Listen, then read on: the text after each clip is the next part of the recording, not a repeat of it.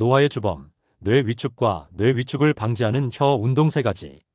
피부가 늙으면 주름이나 검버섯이 생기는 것을 볼 수 있지만 대뇌는 늙어 위축돼도 병원에서 검사를 받지 않는 한 육안으로 볼 수 없습니다. 그러나 우리가 직접 볼 수 없는 이런 부분이 오히려 더 중요합니다. 연세가 들어 기억력이 떨어지는 건 필연적이지 않습니다. 원인은 뇌위축입니다. 연세가 들면 기억이 잘 나지 않고 물건을 어디 두었는지 깜빡깜빡하곤 합니다.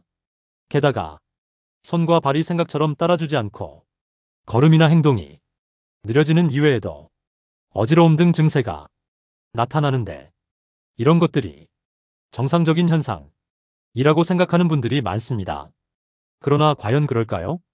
다수 노인들이 호소하는 기억력 감퇴, 이명, 실명, 그리고 손과 발이 전처럼 원활하지 못한 증세가 모두 생리적인 뇌 위축과 연관되어 있습니다.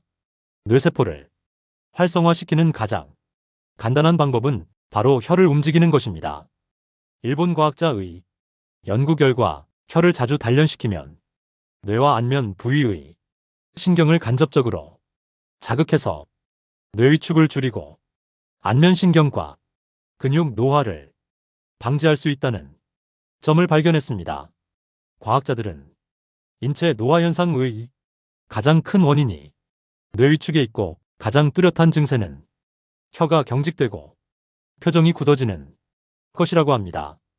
일본 과학자들이 8,000명을 2조로 나누어 한 조는 아침, 저녁으로 혀 운동을 하게 하고 다른 한 조는 혀 운동을 하지 않게 했습니다. 6개월 후 혀 운동을 한 팀은 안 한 팀보다 뇌세포가 뚜렷하게 활성화되어 있어 문제 처리, 반응도 빠른 것으로 나타났습니다. 이번 연구 결과를 바탕으로 과학자들은 뇌위축을 지연시키는 식이요법 이외의 방법을 발견했다면서 매일 아침, 저녁으로 혀를 운동시키면 뇌세포를 활성화해 뇌위축을 방지할 수 있다고 꺼냈습니다. 혀를 운동시키는 방법은 아주 간단합니다. 1. 혀를 밖으로 최대한 내밀었다가 다시 입안으로 당겨 맙니다.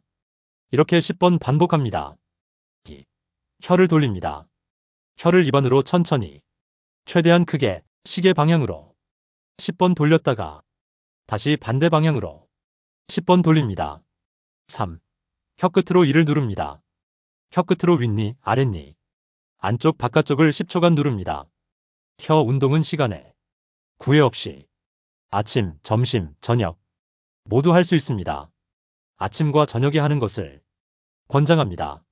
대뇌는 인체의 사령부로 대뇌가 원활하고 위축되지 않아야 여러 기관과 생리 기능이 정상적으로 돌아갈 수 있습니다. 이는 최신 과학 연구 성과로 확실한 연구와 데이터를 통해 증명된 사실입니다.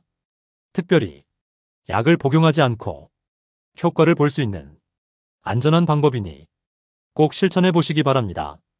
관심만 있으면 할 수 있습니다. 돈이 들지 않고 무서운 치매를 예방할 수 있다면 해볼만 하지 않겠습니까? 나이가 든다는 건 몸에만 주름이 생기는 일이 아닙니다. 우리는 거울 속의 얼굴은 매일 살피면서도 정작 보이지 않는 곳에서 가장 빨리 늙고 있는 기관, 바로 뇌에 대해서는 무심하게 지나치곤 하죠. 젊을 땐 기억이 샘물처럼 솟아올랐습니다. 어제 본 영화 제목이 술술 떠오르고 친구 전화번호 10자리도 외우며 다녔습니다. 우리는 그게 당연한 능력인 줄 알았습니다. 하지만 어느 순간 냉장고 문을 열어놓고 왜 왔지? 하고 멈춰 서 있고 손에 들고 있던 안경을 찾기 위해 집안을 뒤지며 아까 뭐 하려 했지? 스스로에게 묻게 되죠. 그때 비로소 우리는 깨닫습니다.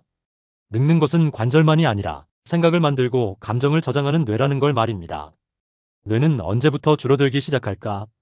전문가들은 말합니다. 뇌는 30대 후반부터 아주 미세하게, 40대, 50대로 가면 눈에 보이지 않을 만큼 서서히, 그리고 70대 이후엔 더 가파르게 크기가 작아진다고. 다른 말로 하면 우리가 인생의 절반을 살아낼 즈음부터 뇌는 슬며시 아무 말 없이 뒤로 물러나기 시작하는 겁니다. 그 변화는 아주 조용해서 우리는 초반엔 눈치조차 못 챕니다. 잃어도 모르는 실한 가닥 같죠. 하지만 시간이 더 흐르면 실이 끊어진 자리에 틈이 생기고 틈은 어느 날 기억의 구멍으로 바뀝니다. 그 배우 이름이 뭐였더라? 책 읽은 지 얼마 안 된 것 같은데 내용이 기억 안 나. 어제 얘기했잖아라는 말을 자주 듣게 되는 것도 사실 뇌가 보내는 작은 신호일 뿐입니다. 뇌 위축은 어떻게 진행될까? 우리는 흔히 뇌세포가 통째로 줄어든다고 생각하지만 사실은 조금 다릅니다. 뇌세포는 쉽게 사라지지 않습니다. 대신 세포와 세포를 잇는 길, 수상돌기, 축삭, 시냅스 같은 연결망이 마치 나무에 가는 가지처럼 서서히 마르고 사라집니다. 잎사귀가 떨어진 나무처럼 모양은 남아있는데 생명력은 약해지는 것이죠. 뇌가 위축되면 가장 먼저 변화가 오는 곳, 그 유명한 헤마 히포캠퍼스. 기억을 새기고 꺼내는 서랍장 같은 곳입니다. 여기가 약해지면 새로운 기억이 머물 자리가 좁아지고 오래된 기억도 이름표가 흐릿해집니다. 그래서 우리는 기억을 잃는 게 아니라 기억이 어디 있었는지 찾지 못하게 되는 겁니다. 하지만 희망도 있습니다. 뇌는 늙지만 포기하지는 않습니다. 놀랍게도 뇌는 죽을 때까지 배우고 성장할 수 있습니다. 이를 신경가소성이라고 부르죠. 파손된 기를 대신해 새로운 기를 내주고 쓰지 않던 우회를 열기도 하고 부족한 부위를 다른 회로가 대신 수행하도록 스스로 재배치합니다. 다만 조건이 있습니다. 뇌는 쓰는 사람에게만 기를 냅니다. 생각하고 배우고 움직이는 사람에게만. 그래서 전문가들은 말합니다. 노화는 피할 수 없지만 속도는 늦출 수 있다고. 뇌가 좋아하는 습관은 따로 있습니다. 고도로 어려운 일이 아니라 조금의 자극, 조금의 운동, 조금의 대화면 충분합니다. 천천히 걷기만 해도 뇌는 살아납니다.